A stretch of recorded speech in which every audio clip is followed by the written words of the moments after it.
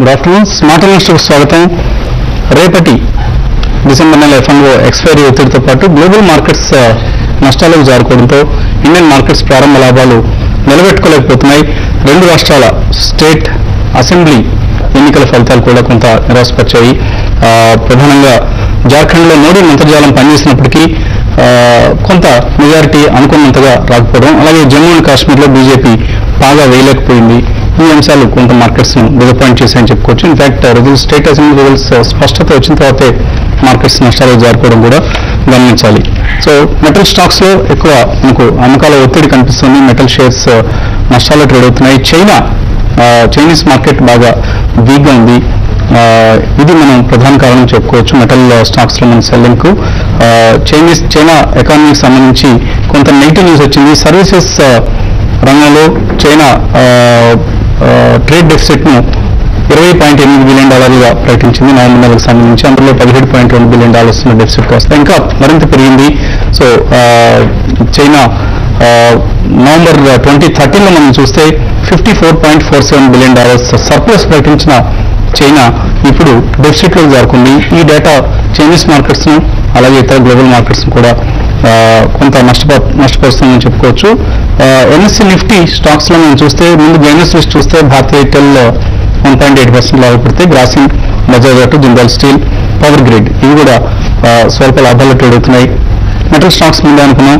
So Nifty లూజర్స్లో ప్రధాన నష్టం సెసర్ స్టెర్లైట్ది almost 3% నష్టంతో ట్రేడ్ అవుతుంది. అలాగే Tata power 2.6%, Tata steel, HL tech, Hindalco ఇవన్నీ నష్టాల్లో ట్రేడ్ అవుతున్నాయి. అలాగే మిడ్ క్యాప్స్లో అమ్మకాల ఒత్తిడి మరింత హెచ్చుగా ఉంది.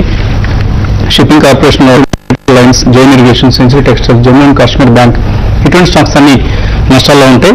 ముకుంద్ ఇంటలెక్ట్ డిజైన్, మధుకాన్కు సంబంధించి వార్త రావడం కూడా మనం చూస్తున్నాం. మధుకాన్ రోడ్ ప్రాజెక్ట్ నుంచి అమ్ముకొని బయటపడే ప్రయత్నం చేస్తుంది. దీని ద్వారా కొంత మనీ రైజ్ చేసి దాని డెట్ క్లియరెన్స్కు వాడుతుంది. కాబట్టి మధుకాన్లో కొంత హైటెండ్ యాక్టివిటీ, లాభాలు కనిపిస్తున్నాయి. అలాగే ఏబీజీ ఇన్ఫ్రా, ఇమామి ఇటువంటి స్టాక్స్లో కొంత లాభాలు కనిపిస్తున్నాయి. అలాగే జెట్ ఎయిర్వేస్ గత 2-3 రోజులుగా నష్టపోయిన ఇవాళ 2% లాభంతో ట్రేడ్ అవుతోంది. సో ఇది ప్రధానంగా మనం మార్కెట్స్ యొక్క దృష్ట్యా కనిపిస్తున్న ట్రెండ్. మార్కెట్స్ గురించి అనలిస్ట్ అని తెలుసుకోబోయే ముందు ఒక ప్రధానమైన వార్త విశాఖపట్నానికి సంబంధించి.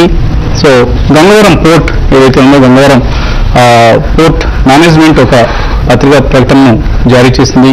సో గంగవరం పోర్ట్లో ప్రస్తుతం సిఐటి ఆధ్వర్యంలో అక్కడ సిబ్బంది, ప్రధానంగా లోకల్ సిబ్బంది, నిర్వాసితులు ఎవరైతే ఉన్నారో వాళ్ళు ఆందోళన చేస్తున్నారు. ఈ ఆందోళనకు సంబంధించి మేనేజ్మెంట్ తన వాదనను కూడా మీడియాకు అందజేసింది. సో దీని ప్రకారం చూస్తే మనకు పోర్ట్ నిర్మాణం కోసం భూములు ఇచ్చిన వారికి కావచ్చు, అక్కడ ఇళ్లు కోల్పోయిన వారికి అందరినీ నిర్వాసితులు అంటూ ఉంటాం. సో ఈ నిర్వాసితులందరికీ కూడా శాశ్వత సిబ్బందిగా, పర్మనెంట్ స్టాఫ్గా మేము నియామకాలు చేశాం.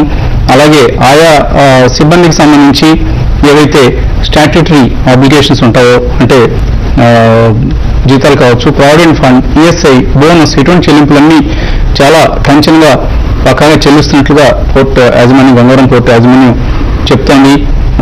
మా సోషల్ రెస్పాన్సిబిలిటీ ఏదైతే ఉందో, సాంఘిక పరంగా మేము పాటించాల్సిన మా బాధ్యత ఏదైతే ఉందో దీన్ని మొత్తాన్ని పాటిస్తున్నాం.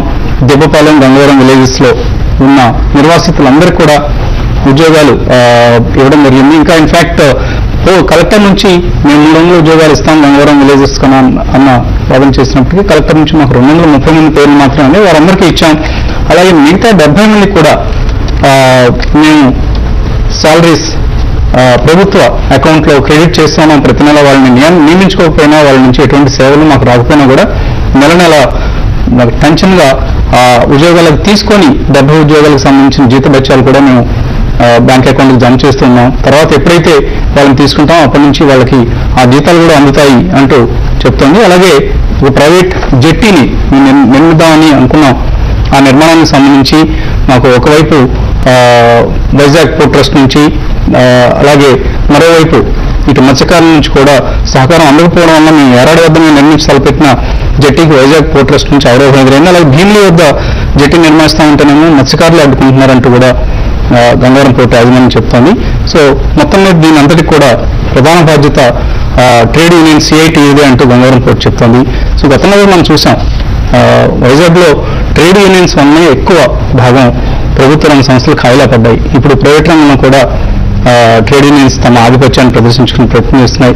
దీనివల్ల పోర్ట్స్ కావచ్చు, అక్కడ ఉన్న లోకల్ ఇండస్ట్రీ కావచ్చు, చాలా ఇబ్బందులు ఎదురవుతాయి. సో ట్రేడ్ యూనియన్స్ తమ ధోరణి కొంత మార్చుకోవాల్సిన పరిస్థితి కనిపిస్తుంది. వ్యాపార సంస్థల కార్యకలాపాలను అడ్డుకుంటే దానివల్ల అక్కడ ఉన్న సిబ్బందికి నష్టం ఎక్కువ జరుగుతుంది, వాళ్ళు అనుకుంటున్న లాభం కంటే కూడా నష్టం ఎక్కువ జరుగుతుంది. సో ట్రేడ్ యూనియన్స్ ఈ అంశాన్ని గమనించి ఇటు ఉద్యోగులకు అటు యాజమాన్యానికి మధ్య ఒక మధ్యవర్తిత్వ పాత్ర మాత్రమే బ్రిడ్జ్ లాగా ఉండాలి తప్ప ఆందోళనలు ఉద్రేకాలను రెచ్చగొట్టే ధోరణి సరైనది కాదు. ఈ ట్రేడ్ యూనియన్స్ గమనిస్తాయని ఆశిద్దాం. ఇక మనకు మార్కెట్స్ గురించి మాట్లాడడానికి అన్ని సిద్ధంగా ఉన్నారు. సో ప్రారంభ లాభాలు నిలబెట్టుకోలేకపోతున్నాయి. మార్కెట్స్ ఓపెనింగ్ స్ట్రాంగ్గానే కనిపించింది, కానీ తర్వాత ఇటు F&O ఎక్స్పైరీ దృష్ట్యా కొంత సర్దుబాటు ధోరణి కనిపిస్తుంది. అలాగే గ్లోబల్ మార్కెట్స్ నష్టాలు కనిపిస్తున్నాయి. ఈ నేపథ్యంలో ఎక్కడ నిఫ్టీ కావచ్చు, బ్యాంక్ నిఫ్టీ కావచ్చు సపోర్ట్ కనిపిస్తుంది. మనం లాస్ట్ 3 రోజులుగా ఒక మైనర్ అప్ ట్రెండ్కి ఇవాళ మార్కెట్ కొంచెం బ్రేక్ పడినట్టు కనిపిస్తుంది. నిన్న ఒక 8,300 ఒక బ్రేక్అవుట్ కనిపించింది కాబట్టి ఇవాళ 2 రోజులు నిలబడి ఉంటే కనుక పాజిటివ్గా ఉండేది. అలా కాకుండా ఇవాళ రీట్రీట్ అయ్యి నిన్న వచ్చిన ఒక బ్రేక్అవుట్కి ఇవాళ ఒక మైనర్ పుల్ బ్యాక్ వచ్చింది కాబట్టి ఇది కొంచెం 8,300 కిందే ట్రేడ్ అవుతుంది కాబట్టి ప్రస్తుతం కొంచెం కాషియస్ ట్రెండ్ అని మనం చెప్పొచ్చు. అలాగే బ్యాంక్ నిఫ్టీ చూస్తే కనుక మన 18,800 అంటే మొన్న లాస్ట్ 1 or 2 వీక్స్లో వచ్చిన ఒక మేజర్ హై, అక్కడ నుంచి మనం స్ట్రాంగ్ రియాక్షన్ చూసాము. అక్కడ ఒక టాప్ ఏర్పడి అక్కడి నుంచి ఇవాళ కూడా సెల్లింగ్ ప్రెషర్ చూసాము. అంటే ఇది ఒక డబుల్ టాప్ ప్యాటర్న్ దగ్గర కొంచెం కరెక్షన్ చూస్తున్నాము. బ్యాంక్ నిఫ్టీ ఖచ్చితంగా ఈ 2-3 రోజుల్లో ఇవాళ రేపు కనుక 18,700, 800 వద్దే కొంచెం బాగా పటిష్టంగా నిలబడి అంటే స్వల్ప రియాక్షన్ తోటి క్లోజింగ్ సమయానికి రికవర్ అవుతూ కొంచెం బలం కనిపించిందంటే కనుక అప్పుడు అప్ ట్రెండ్ చెప్పుకోవచ్చు. బట్ కానీ ఈ మేజర్ హై దగ్గర ఉంది కాబట్టి ఒక స్వల్ప కన్సాలిడేషన్ కూడా వెళ్ళే అవకాశం ఉంది.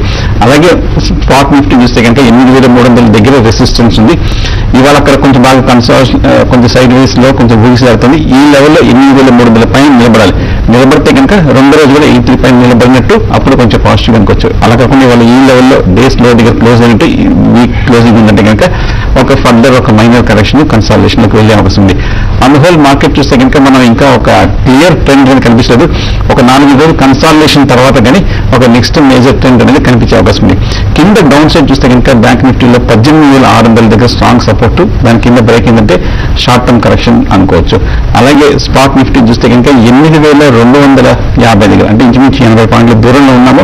అది ఇమీడియట్ గా బహుశా నార్మల్ కండిషన్ ఇవాళ రేపు ట్రిగర్ అయ్యే అవకాశం లేదు. 8200 పైన నిలబడితే కనుక పాజిటివ్, దాని కింద బ్రేక్ ఏంటంటే మటుకు ఒక షార్ట్ టర్మ్ కరెక్షన్ అనేది భావించవచ్చు. సో మార్కెట్ నా ఉద్దేశం ఈ రేంజ్ బౌండ్ లో నిఫ్టీ 8,300, 8,200 అలాగే బ్యాంక్ నిఫ్టీ 18,800, 18,500 మధ్య నెక్స్ట్ ఫ్యూ డేస్ కవర్ అయ్యే అవకాశం కనిపిస్తుంది. ఈ కన్సాలిడేషన్ లో స్పెసిఫిక్ స్టాక్స్ కొంచెం పాజిటివ్ గా ఉండే అవకాశం ఉంది. సో ఏదైనా సరే ఫ్యూచర్స్ లో లాంగ్ పొజిషన్ ఉంటే కనుక స్ట్రిక్ట్ గా 8,200 కింద స్టాప్ లాస్ పెట్టుకోవాలి. అలాగే షార్ట్ పొజిషన్ ఉంటే కనుక క్లోజింగ్ బేసిస్ మీద 8,300 పైన స్ట్రిక్ట్ గా స్టాప్ లాస్ అనేది హోల్డ్ చేయొచ్చు. సో కన్సాలిడేషన్ తర్వాత కానీ మనం నెక్స్ట్ వీక్ ఒక క్లియర్ షార్ట్ టర్మ్ డైరెక్షన్ తెలిసే అవకాశం కనిపించట్లేదు. సో రేపటి F&O ఎక్స్పైరీ దృష్ట్యా ట్రేడర్స్కి ఎటువంటి సలహా ఇస్తారు మీరు? F&O ఎక్స్పైరీ రేపే ఉంది కాబట్టి పెద్దగా మార్కెట్లో చూస్తున్నాము. మార్నింగ్ టైం ఒక టైంలో +35 పాయింట్స్ నిఫ్టీ దాదాపు ఇప్పుడు ఒక -50-60 పాయింట్ దాకా రావడం చూసాము. అయితే హైయర్ లెవెల్లో మార్కెట్ సస్టైన్ కాలేకపోయింది. లాస్ట్ 2-3 ట్రేడింగ్ సెషన్లో దాదాపు షార్ట్స్ అన్ని కూడా మొత్తం స్క్వేర్ ఆఫ్ అయిపోయినాయి. షార్ట్స్ మార్కెట్లో లేవు, దానివల్ల మార్కెట్స్ ఈ విధంగా పడుతున్నాయి. ప్లస్ ఈరోజు మార్నింగ్ చైనా కొంత వీక్ ఉంది, అది 3% దాకా నష్టపోవడము కొంచెం గ్లోబల్ మార్కెట్స్కి ఒక నెగిటివ్ సంకేతం అని చెప్పొచ్చు. అయితే F&O క్లోజింగ్ అయితే 8,300 బిలోనే క్లోజ్ అయ్యే అవకాశం ఉంది. అయితే ఇంటర్డే అయితే 8,280 అనేది నిఫ్టీకి చాలా స్ట్రాంగ్ సపోర్ట్, అది కూడా బ్రేక్ దాని బిలో ఉంది కాబట్టి 8,240 అండ్ 8,220 ఆ లెవెల్లో నిఫ్టీ క్లోజ్ అవుతుంది. కాబట్టి ఏదైనా లాంగ్ పొజిషన్స్ ఏమైనా ఉంటే మాత్రం స్క్వేర్ ఆఫ్ చేసుకోమని చెప్తాను. ప్లస్ వాల్యూమ్స్ పరంగా కూడా చెప్తే మార్కెట్లో పెద్దగా వాల్యూమ్స్ అనేది లేదు. ఎఫ్ఐస్ నుంచి కొంత F&Oలో పొజిషన్స్ ఆల్రెడీ 2 days బ్యాక్ నుంచి స్టార్ట్ చేశారు స్క్వేర్ ఆఫ్ చేసుకోవడం, కాబట్టి వాల్యూమ్స్ పరంగా పెద్దగా ఉండదు. ఓవరాల్ గా నిఫ్టీ మాత్రం రేంజ్ బౌండ్ ఉంటుంది, బిట్వీన్ 8,200 అండ్ 8,300 మధ్యలోనే ఉండే అవకాశం ఉంటుంది. క్లోజింగ్ బేసిస్ లో మాత్రం 8,280 అండ్ 8,260 బిలో క్లోజ్ అయితే కొంత వీక్ గా ఉంటుంది. ఏమైనా లాంగ్ ఉంటే మాత్రం కట్ చేసుకొని హైయర్ లెవెల్లో సెల్ చేయమని చెప్తానండి. సో గంగవరం పోర్టులో ఉద్యోగులు ఇద్దరిని తొలగించడం జరిగింది. ఆ ఇద్దరు కూడా కేవలం డిసిప్లిన్ ఉల్లంఘించినందుకు కన్స్ట్రక్షన్ ఉల్లంఘిస్తూ ఒకడేమో సారాయి ప్యాకెట్లు అమ్ముతున్నారు పోర్టు ఆవరణలోనే, మరొక ఉద్యోగుల ఏటీఎం కార్డ్స్ తాకట్టు పెట్టుకొని ఫైనాన్స్ వ్యాపారం 10% 10 రూపాయల వడ్డీ వ్యాపారం నిర్వహిస్తున్నారు. అందువల్లనే వాళ్ళిద్దరిని తొలగించాం. ఆ ఇద్దరిని తొలగించినందుకు ట్రేడ్ యూనియన్ సిఐటియు హంగామా సృష్టిస్తుందంటూ గంగవరం కోర్టు ఆరోపిస్తోంది.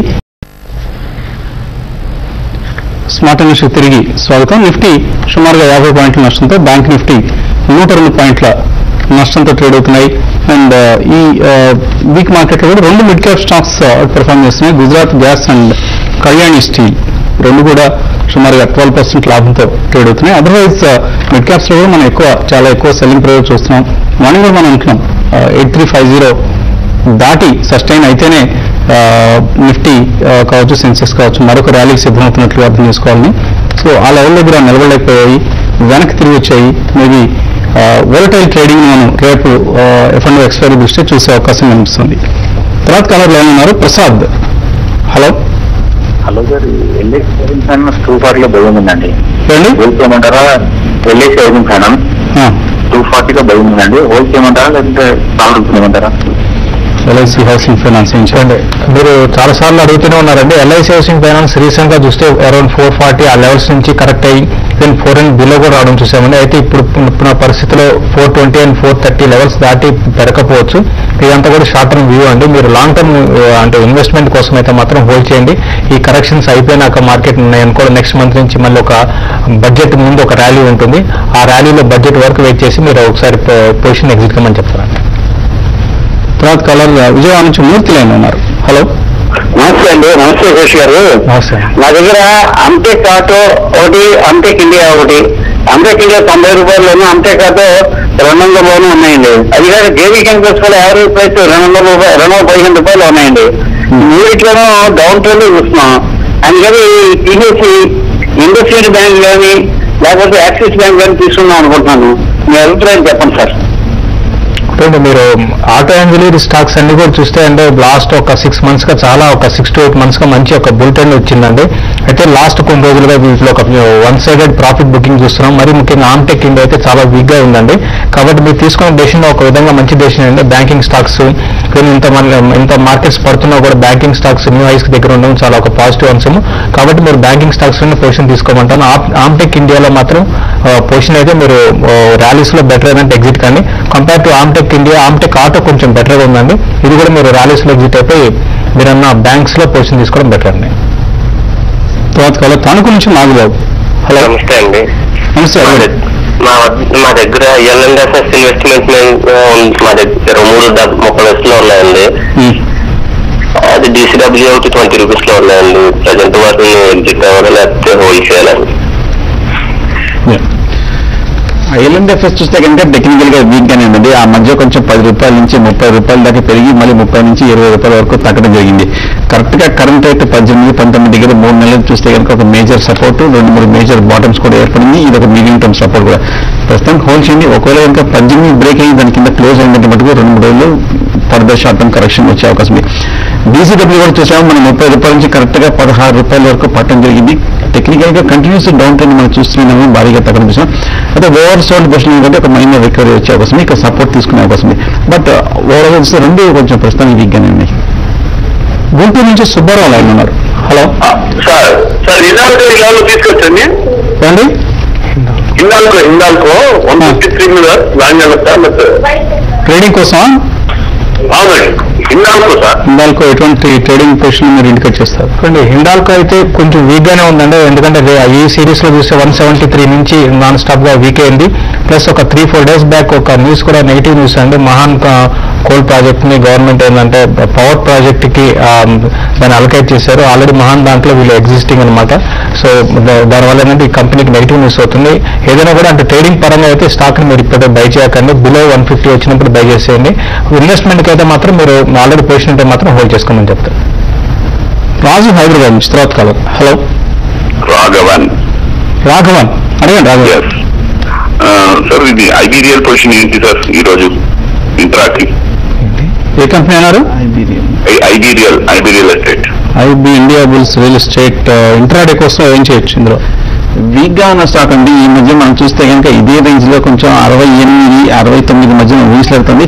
మరి షార్ట్ సేల్ చేయొచ్చా?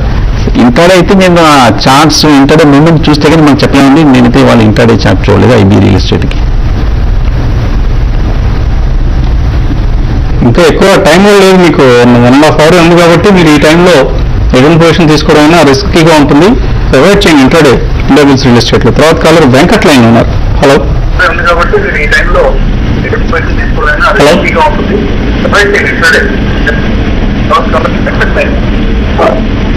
ఓకే. సో వెంకట్ అడగండి. నేను జిఎంఆర్ ఇన్ఫో తీసుకోవాలనుకుంటున్నా, అందులో JK associate తీసుకోవాలనుకుంటున్నా sir.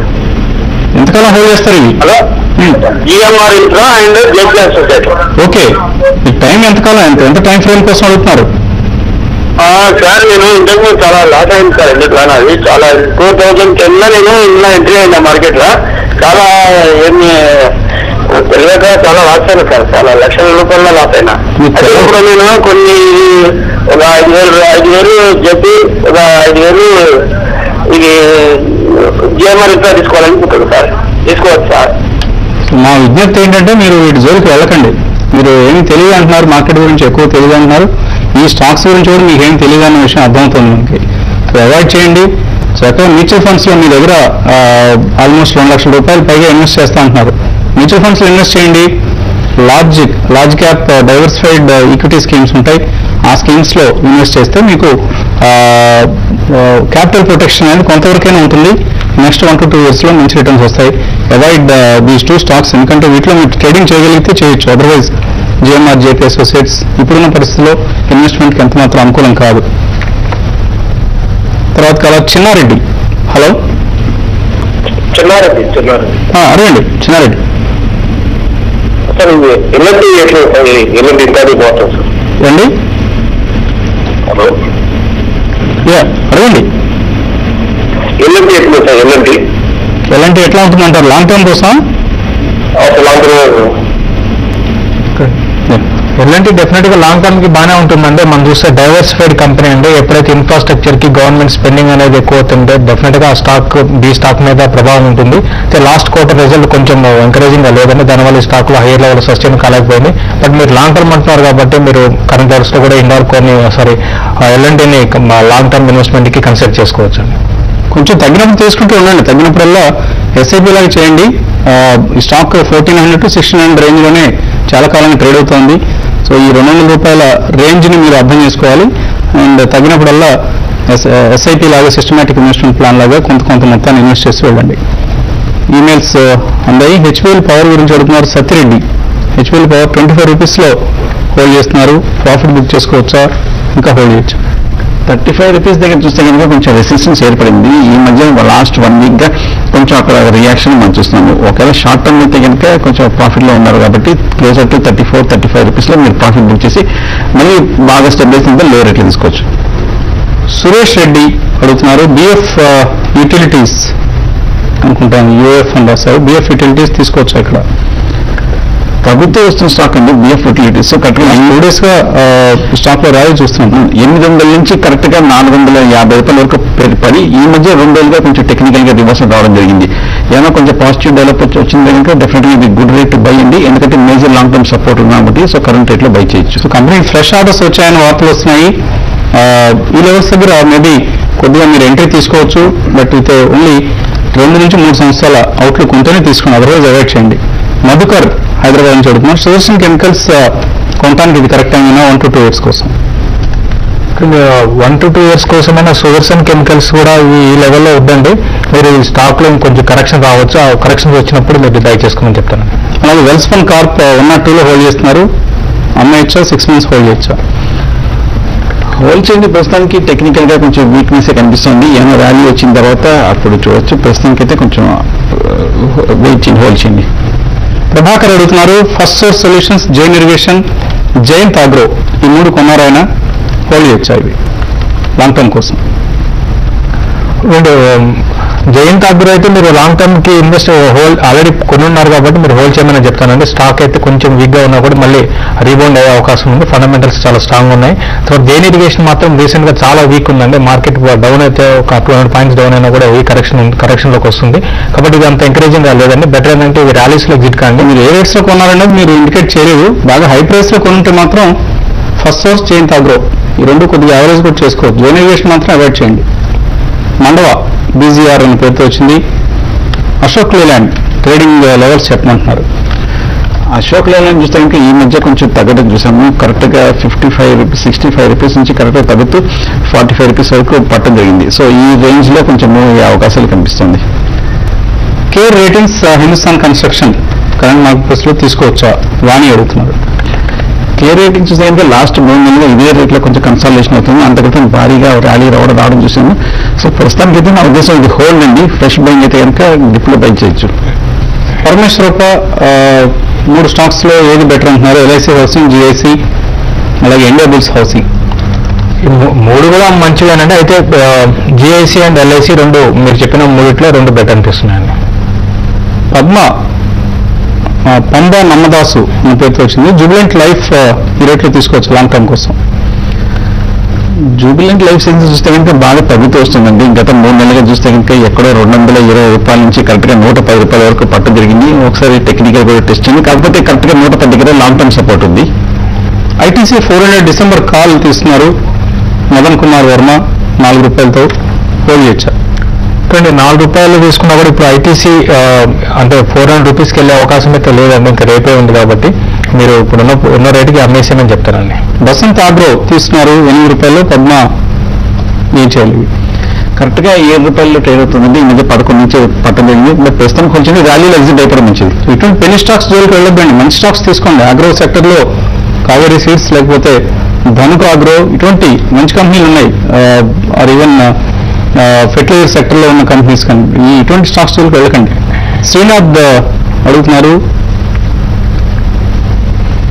Tata steel కొన్నట్టు 405 ఏం చేయాలి? టాటా స్టీల్ అయితే చాలా వీక్ ఉందండి. ఇప్పుడు మొన్నటి రోజు 404కి వచ్చి మళ్ళీ ఈ రోజు 400 బిలో ఉంది. మీరు అంటే షార్ట్ టర్మ్కి అయితే మాత్రం 380 లెవెల్స్ కూడా టెస్ట్ చేయొచ్చండి. ఇన్వెస్ట్మెంట్కి అయితే మాత్రం హోల్డ్ చేయమని చెప్తానండి. టాటా గ్లోబల్ 150 కొన్నారు. ప్రసాద్ చంద్ర ఎంతకైనా హోల్డ్ చేయాలి? హోల్డ్ చేయండి. ఈ మధ్య 170 రూపాయల నుంచి కొంచెం పడుతూ 140 రూపాయల దగ్గర సపోర్ట్ తీసుకోవడం జరిగింది. హోల్డ్ చేయండి. చాలా జిడ్డు స్టాక్ అండి. సాధ్యమైనంత వరకు మీ రేట్ వచ్చినప్పుడు అమ్ముకొని పెట్టుకోండి. It's a non performing stock. Fundamentally చక్కగా కనిపిస్తూ ఉంటుంది. ఇన్వెస్టర్ల సహనాన్ని పరీక్షిస్తూ ఉండే స్టాక్ ఇది. సో మార్కెట్స్లో నష్టాలు కొనసాగుతున్నాయి. ఇది వాటి స్మార్ట్ ఇన్వెస్టర్. రేపు పొద్దున 8 గంటలకు మళ్ళీ బిజినెస్ బ్రేక్ఫాస్ట్ కలుద్దాం.